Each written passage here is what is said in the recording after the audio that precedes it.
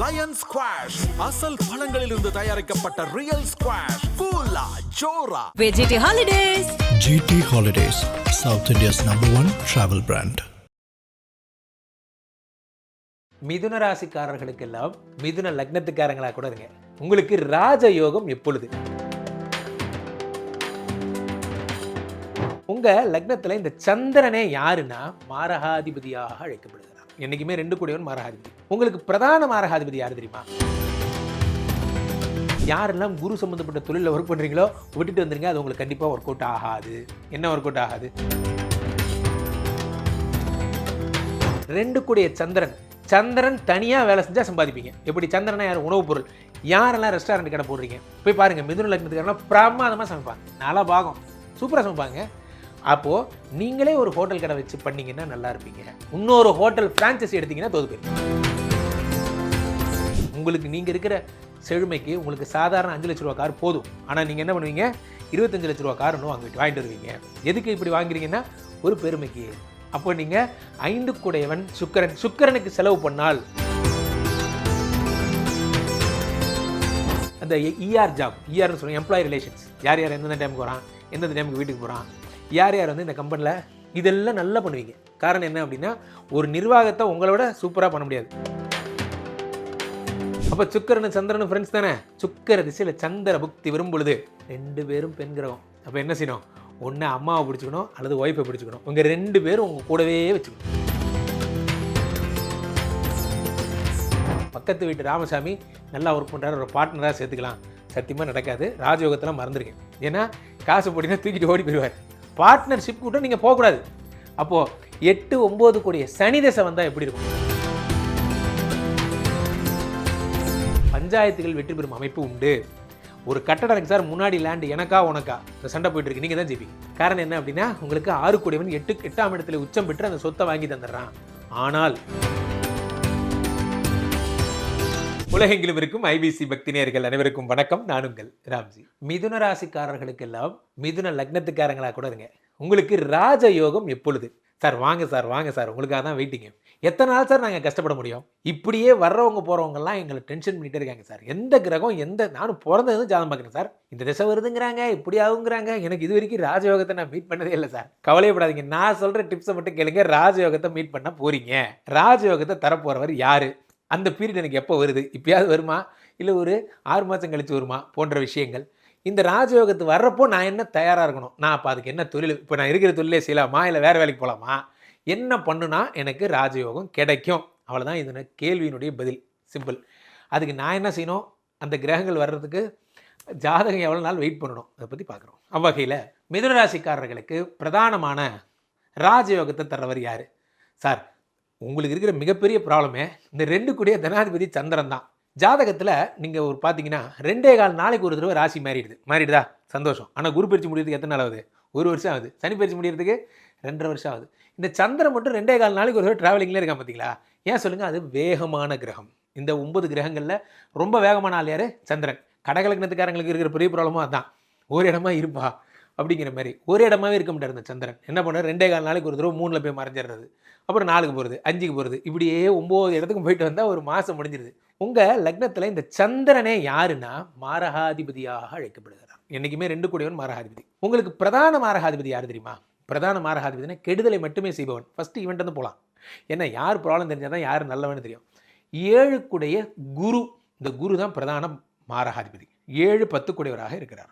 பெரும்பாலும் பாருங்கள், மிதுன லக்னத்துக்காரங்க ஒர்க் பண்ணுற இடத்துல லவ் பண்ணியிருப்பீங்க, ஒர்க் பண்ணுற இடத்துல கல்யாணம் பண்ணிப்பீங்க. எல்லா பிரச்சனையும் ஒர்க் ரிலேட்டடாகவே இருக்கும்.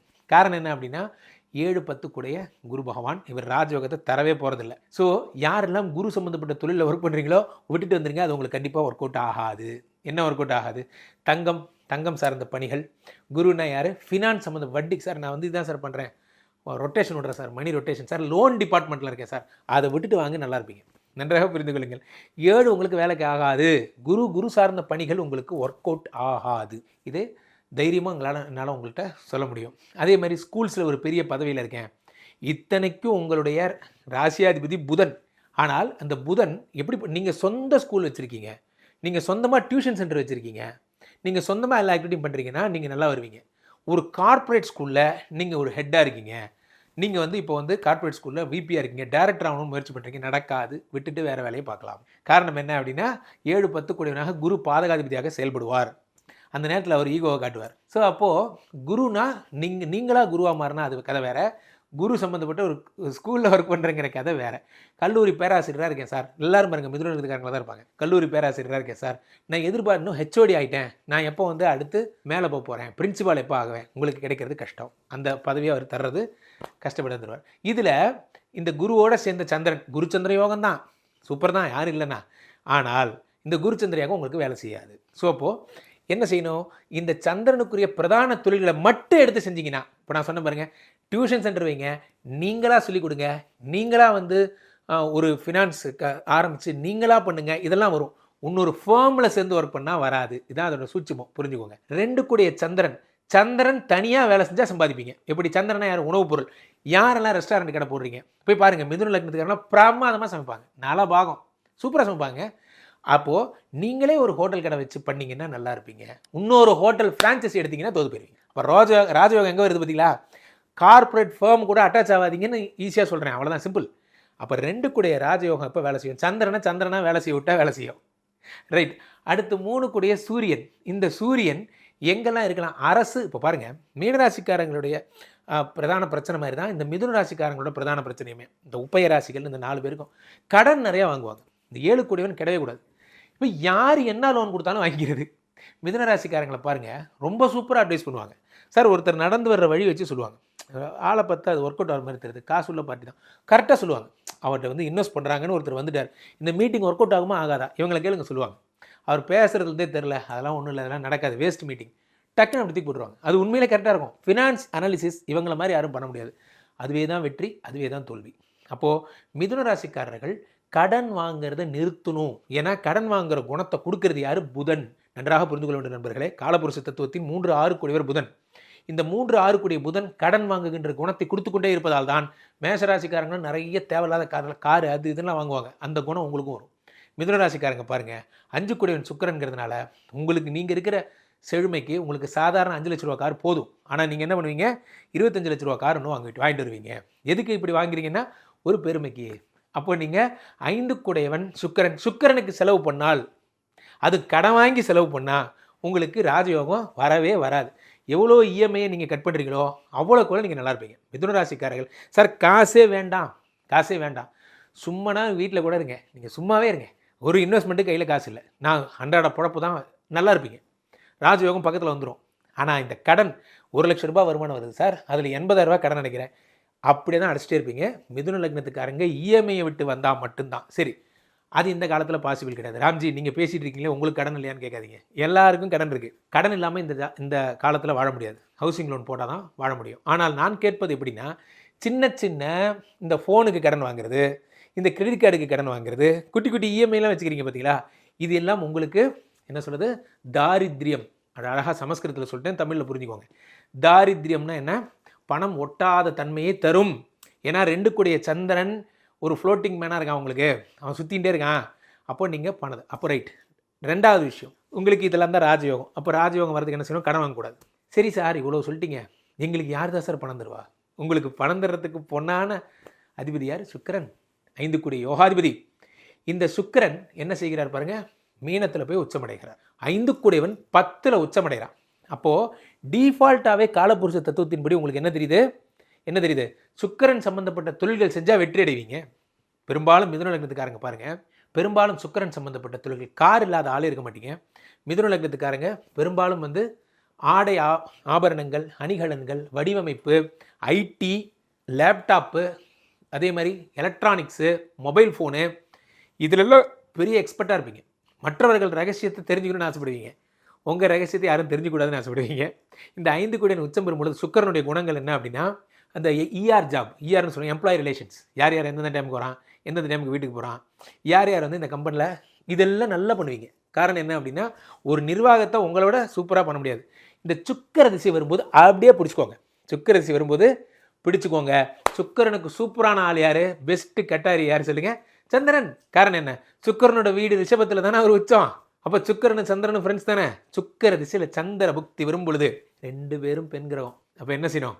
ஒன்று அம்மாவை பிடிச்சிக்கணும் அல்லது ஒய்ஃபை பிடிச்சிக்கணும். இவங்க 2 பேரும் உங்கள் கூடவே வச்சுக்கணும். இவங்க தான் ப்ரோப்ரைட்டராக இருப்பாங்க, கோ ப்ரோப்ரைட்டராக இருப்பாங்க. ஆனால் இவர்களை தாண்டிய ஒரு சிந்தனை. என்ன சிந்தனை? ஏன்னா 7 கூடையவன் குரு பாதகாதிபதிங்கிறதுனால பக்கத்து வீட்டு ராமசாமி நல்லா ஒர்க் பண்ணுறாரு, ஒரு பார்ட்னராக சேர்த்துக்கலாம். சத்தியமாக நடக்காது. ராஜயோகத்தில் மறந்துருக்கேன். ஏன்னா காசு போட்டினா தூக்கிட்டு ஓடி போயிடுவார். இல்லை சார் எனக்கு 10 வருஷம் ஃப்ரெண்டு, அந்த கதையே விடுங்க. பார்ட்னர்ஷிப் கூட நீங்கள் போகக்கூடாது. அப்போது 8, 9 கூடிய சனி தசை வந்தால் எப்படி இருக்கும் சார்? சூப்பராக இருக்கும். உங்களுக்கு இந்த சனியை போல் நன்மை கொடுக்குறவன் யாருமே கிடையாது, ராகுவை போல் நன்மை கொடுக்குறவன் யாருமே கிடையாது. நீங்கள் எல்லாருமே என்னோடய ஃபேவரட் டைலாக் தான் சொல்லணும், சனி கொடுத்தால் எவர் தடுப்பார். சனி உங்களுக்கு அவ்வளோ நன்மை எதிர்வார். பாக்யாதிபதி போய் உங்களுக்கு செயல்படாமல் இருப்பாரா? இதுதான் ரிஷப லக்னத்துக்காரங்களுக்கும் இதே தான் உங்களுக்கும். ஆனால் உங்களுக்கு ஒரு டோஸ் அதிகம். ஏன் சொல்லுங்கள்? அவருக்கு அது பாதகாதிபதியாக போயிட்டார், உங்களுக்கு அதுவும் கிடையாது. 8, 9 கூடியவராக இருக்கார். அப்போ சனி சுக்கிரனுடைய வீடு எது? துலாம். துலாத்தில் தானே உச்சம் அடைகிறாரு. அப்போது 8 கூடியவர் 5இல் உச்சம் பெற்றால் என்ன ஆகும்? என்ன ஆகும்? பெருத்த ராஜயோகத்தை தருகிறார். பணமாக கொட்டும். சார் என் குழந்தை என்ன பிரிஞ்சு எத்தனை நாளாக தெரியுமா சார்? இந்த பிரச்சனை உங்களுக்கு வரும். இதுக்கு ராஜயோகத்துக்கு சம்மந்தம் இல்லை. ஜென்ரலாகவே காலபுருஷனே நோட் பண்ணி வச்ச மார்க்கே தான். 5ஆம் இடத்துல துலாமாக அமையப்பெற்று அதில் 8 கூடிய சனியை உச்சம் பெற வைத்தது யார்? காலபுருஷன் எனும் விதி. பொதுவாகவே பிள்ளைகளால் மனக்கஷ்டப்படுபவர்கள் மிதுன லக்னத்துக்காரர்கள். இது இந்த பர்சனல்ஸ்குள்ளே போயிடாதீங்க. இப்போவும் சொல்கிறேன், பொதுவாகவே முதல் திருமணத்தில் பிரச்சனையாகி 2வது திருமணம், இது உங்களுடைய இது எழுதப்பட்டது. இதுக்கும் ராஜயோகத்துக்கும் சம்மந்தம் இல்லை. Don't confuse your personal things into official activities. நான் பேசுகிறதெல்லாம் காசு, பணம், துட்டு, எப்போ நீங்கள் பெரிய ஆளாக வரீங்கன்னு பேசிகிட்டு இருக்கேன். பர்சனல்ஸ்குள்ளே கொண்டு வர மிதுன லக்னத்துக்காரங்க ராசிக்காரங்களுக்கு இருக்கிற பெரிய ப்ராப்ளமே ஒன்று ஒய்ஃபு, ஒரு குழந்தை. இது 2த்தையும் எடுத்துகிட்டு வந்துடுவீங்க. இதை வச்சு தான் மனசு வருத்தப்படுவீங்க. ஏன்னா 2 கூட சந்திரனாக இருக்கான்னு சொன்ன பாருங்க. அந்த சந்திரனை யார் மாற்றிருக்காருங்க? அம்மா உடம்பு சரியில்லை, அம்மா ஹாஸ்பிட்டல், இப்படியே தான் இருப்பீங்க. அம்மா, ஒய்ஃபு, குழந்தை, இந்த ஃபேமிலிங்கிற சரௌண்டிங் இருக்குது பார்த்தீங்களா? இது உங்களுக்கு ஒரு பேர்டன் தான். ஆமாம். ஆனால் அதை நீங்கள் சமாளிக்கிறீங்க பாருங்கள், அதுதான் உங்களோட கட்ஸு. காரணம் என்னென்னா, அதுக்கு தான் புதனை உங்களுக்கு லக்னாதிபதியாக கடவுள் கொடுத்துருக்காரு. ஸோ இப்போது நான் சொல்ல வந்ததை சொல்லிடுறேன். அப்போ லக்னத்துக்கு எப்போ ராஜயோகம் வரும்? புதன் திசை. நோட் பண்ணிக்கோங்க, புதன் திசை சந்திரபுக்தி. அப்படியே அடுத்து புதன் திசை சுக்கிர திசை சனி புக்தி. அடுத்து சனி திசை சுக்கிர புக்தி. சூப்பர். அப்படியே சனி திசையில் சுக்கிர புக்தி வர்றதுல 2 பலன் இருக்குது. என்னது? 5 கூடையவனாகவும் செயல்படுவார், 12 கூடையவராகவும் செயல்படுவார். 8 கூடையவன் பீரியடில் 12 கூடையவன் தசா புக்தி நாதன் அந்தரநாதனாக வரும்பொழுது, புக்திநாதனாக வரும்பொழுது விபரீத ராஜயோகம் ஒரு கோட்டாயிடுது. வரக்கூடாத புக்தி எது? செவ்வாய் பகவான் 6 கூடையவன். இவன் வந்தாலே பிரச்சனை. நன்றாக புரிந்து கொள்ளுங்கள்.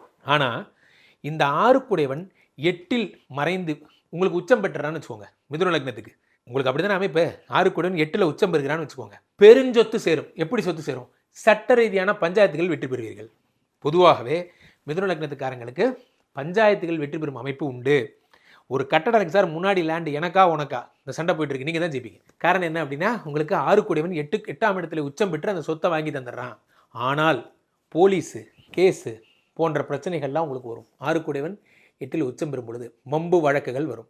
அப்போது நீங்கள் என்ன செய்யணும் அப்படின்னா, நீங்களாக ஒரு கட்டடம், நீங்களாக ஒரு விஷயத்தில் இன்வால்வ் பண்ணுறதை குறைச்சிக்கிட்டு உங்கள் ஒய்ஃபு, உங்கள் குழந்தைய, அல்லது உங்கள் ஒய்ஃபு உங்களோட அம்மாவை பெரும்பாலும் அவங்கள 2 ரெஜிஸ்டராக ஒரு ரெஜிஸ்டர், ஒரே பத்திரத்தை 2 பேர் சேர்ந்து அந்த ப்ராப்பர்ட்டியை வாங்கினீங்கன்னா இந்த தோஷம் சரியாகும்.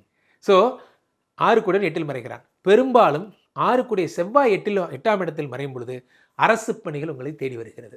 ஒய்ஃபு, சென்டிமெண்ட்டு, அம்மா, குழந்தை, இது 4 தான் பேர்டன். இது 4. இது இல்லாமல் இந்த சில்லறை கடன், இது பேர்டன்.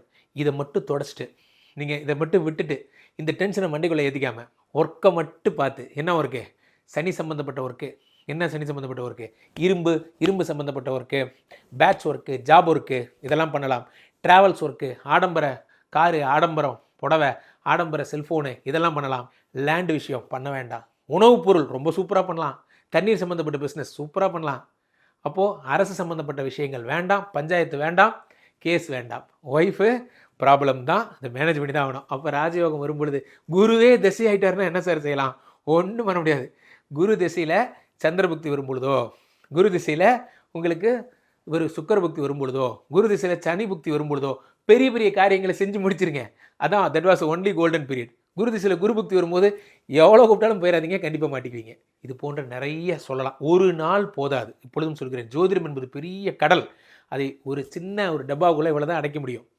என் ஜாதகத்தில் எனக்கு ராசியான எந்த டைம் வந்தால் என்ன ஆகும் அப்படிங்கிறத என்னால் சொல்ல முடியும். அதற்கு கீழே போய்ட்டு இருக்க இந்த 2 நம்பரை கூப்பிடுங்க. உங்களுடைய சொந்த ஜாதகத்தை புக் பண்ணிக்கோங்க. IPC customer care executives, we are highly professionals. நீங்கள் ஃபோன் பண்ணால் அடுத்த 5வது நிமிடம் என்னோட கனெக்ட் பண்ணுவாங்க. டக்கல் முறையில் கூட என் கூட பேசலாம். உலகத்திலே ரொம்ப ஈஸியான வேலை என் கூட பேசுகிறது தான். அதோட ஒரு ஈஸியான வேலை சொல்கிறேன் பாருங்கள். உங்கள் டிவியில், உங்களுடைய டிவியோ ஃபோனோ அதில் இந்த QR கோடு ஒன்று காமிச்சிட்டு இருக்கு பாருங்கள், ஐபிசியுடைய QR கோடு. அது ஜஸ்ட்டு ஸ்கேன் பண்ணிக்கோங்க. ஸ்கேன் பண்ணிட்டீங்கன்னா அப்படியே கனெக்ட் ஆகிடுவீங்க வாட்ஸ்அப் சேனலில், ஐபிசி வாட்ஸ்அப் சேனலில். என்னோட பதிவுகள், என்னிலும் மூத்தாரோட பதிவுகள்லாம் அதில் வரும். அதை கண்டு ஐபிசியோட நீங்கள் கனெக்டடாக இருக்கலாம். மீண்டும் ஒரு நல்ல பதிவில் சந்திப்போம். நன்றி, வணக்கம். லயன் ஸ்குவாஷ் அசல் பழங்களிலிருந்து தயாரிக்கப்பட்ட ரியல் ஸ்குவாஷ் கூலா ஜோரா. GT Holidays. GT Holidays, South India's #1 travel brand.